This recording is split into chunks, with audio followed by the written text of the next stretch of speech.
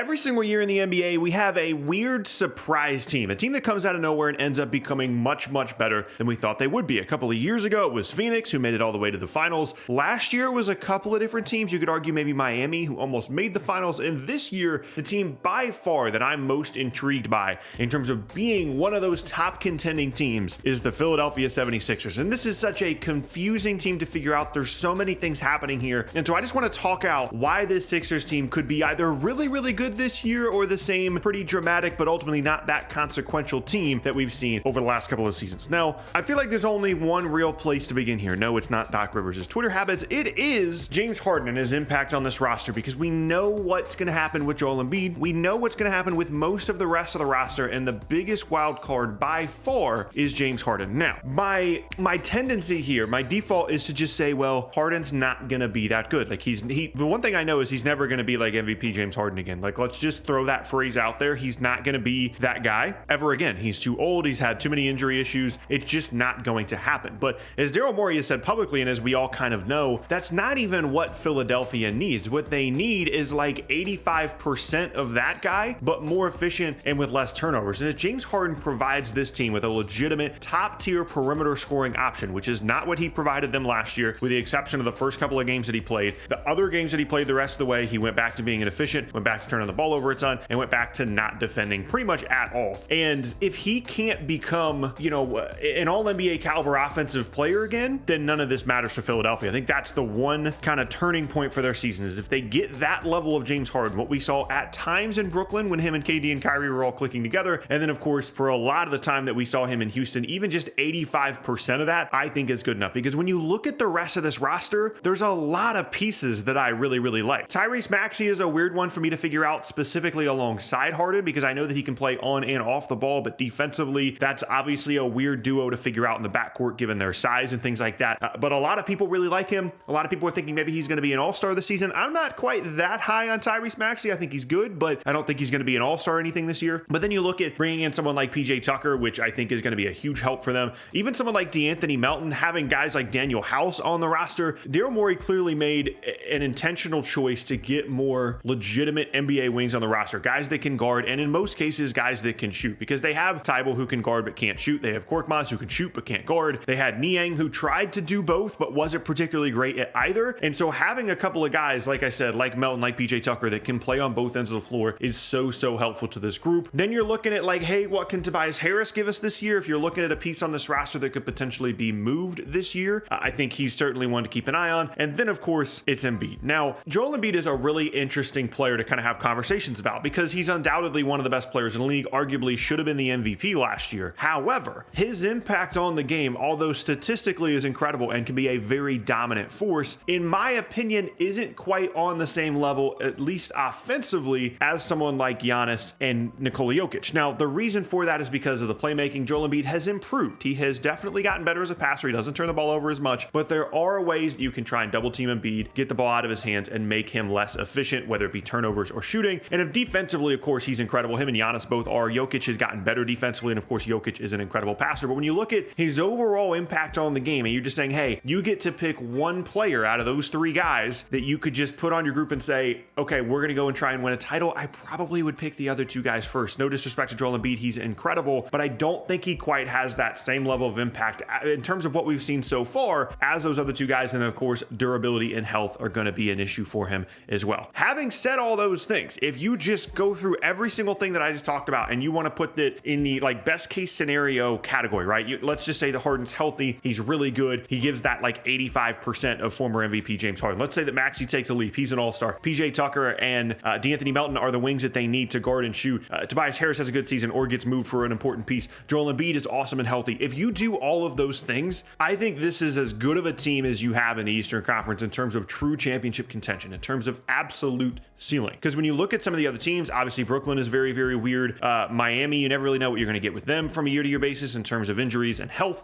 The Bucks suffered an injury at the end of last postseason that caused them to not, what I think would be, ultimately win the title. And they're getting a little bit older. Like Giannis is still incredible, but Holiday and Middleton, those guys are getting older. And then you look at the rest of the East, of course, Boston is a team to pay attention to, but they haven't necessarily proven a ton outside of last year's run. And you really start to look at and think, why not Philadelphia? Like I said in the beginning of the video, trio, there's always one of these teams. There's always a team that is a little bit better than we thought that they would be, and they ultimately become contenders. Well, I'm going to tell you why not Philadelphia. First and foremost is health. There is not a single other team in the Eastern Conference, and arguably the league, I think Denver would be the other team you would throw in here, and then of course Brooklyn as well, that relies as much on their guys being healthy as the Philadelphia 76ers do. Of course, everybody needs to be healthy. Any of these teams, if their top player gets hurt, obviously they're screwed, but there's no other team in the league that is relying more on such injury-riddled players to really propel them towards championship contention as Philadelphia. Harden, with some of the leg injury issues that he's had lately, and of course Embiid always seems to have something going on, specifically later in the season. And again, in comparison to a team like Denver that has Jamal Murray and Michael Porter Jr. returning from serious injuries, and the Nets, obviously, that always have guys hurt. Apart from those two teams, this is a team that's really relying on their guys being in incredible shape, not having any crazy fluky injuries, and it's been an issue for them in the past. And then the other part of this that I think is really critical and really important is they have to get off to a good start, because as nice as everything looks right now, when you look at the roster and you look at it on paper and it's like, hey, they could be a surprise team, they could be a contending team. As nice as all that looks right now, I do think vibes are important here, because James Harden took a pay cut to return to Philadelphia, and Embiid was clearly unhappy about the fact that he did not win the MVP last year, and it was basically a lost season because Simmons wasn't there for half the year. They traded for Harden, they couldn't get it together in time. He's clearly kind of on edge here. There's some tension here, and if there's one thing that we know about the Sixers, they're going to be dramatic. Like, if things start going poorly, things are going to get very, very, very weird very quickly. And so if they can get off to a good start and they can provide some momentum, I think they can be a very, very good team. But injuries and the vibes, lack of tension in the beginning of the season, are super critical to this roster. Now, having said all those things, the bottom line for me is that if you just say that a team is going to be healthy and they're going to figure out what the optimum version of their roster looks like, Philadelphia is as good of a team as we have in the league this year, considering the roster changes that they've made and the incredible talent of Embiid, Maxey, and Harden. Those three guys together, if you can figure out a way to guard on the perimeter, which I think they can, are as good of a trio and as good as a roster overall as you're going to have in the league, in my opinion. They can be such an incredible offensive team, and Embiid's ability defensively, in addition to some of the wings that they brought in, can propel them towards championship contention. But they are also, and this is why they're one of the most interesting teams in the league, on a very, very thin line, and the margins are very slim for them when it comes to injuries and when it comes to the overall roster construction if things go poorly in the beginning of the season. Now, there is one other thing that I'll mention that is kind of constantly in my mind when I talk about the Sixers.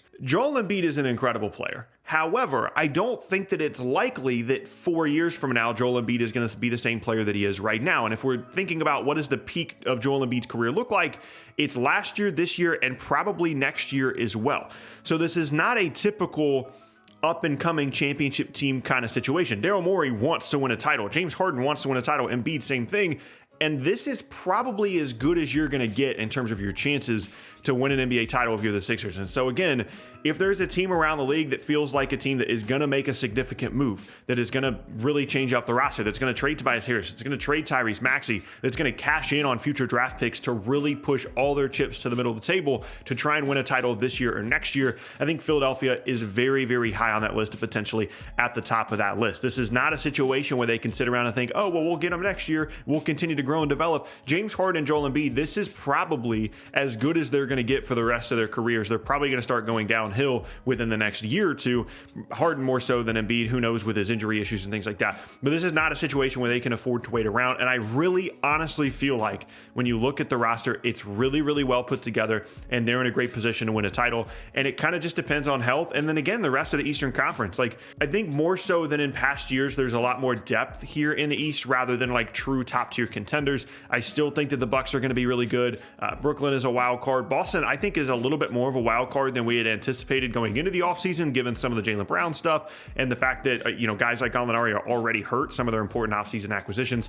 And there's just not a long track record for them in terms of being this top tier contender. Like I said, Miami is still kind of floating around in there. But for the most part, I feel like it's pretty easy, especially given how the Bucks season ended last year with injury, pretty easy to see a path here for Philadelphia to get to the finals. But in terms of interest, in terms of intrigue, in terms of the potential for drama, as always, Philly is at the top of my list this season. I can't wait to watch them because there's multiple scenarios, in my opinion, in which they're like 40-12 partway through the season, and Embiid is looking at another MVP chase. James Harden looks incredible, and they're able to figure out a way to guard around these guys. Who knows if Doc Rivers is going to be the correct guy for this team, but given how weird the situation was last year with Simmons being on the team but not playing, it's very possible this is just a breath of fresh air season for them, and they can finally look around and say, everybody that's here wants to play. Everybody that's here has the same goal in mind of trying to win a championship, and everybody that's here is kind of an up and coming, we're on the way up here type of player. And so I'm really, really interested to see if all that can come together. Really, one of the biggest things that's holding me back though is that it is Philly, and something weird always seems to happen. Something dramatic always seems to happen with them, whether it be an injury, whether it be tension, whether it be a variety of different things. And so they're either going to have a really great season or an average one, and in that case, things could blow up pretty significantly. Let's see. Let me know down in the comment section below what you think is going to happen with Philadelphia this year. Are they a true contender to you, or are they kind of outside the top 4 in the Eastern Conference? Where do you think is going to happen with the Sixers this year? Let me know down in the comment section below, and I'll see y'all next time.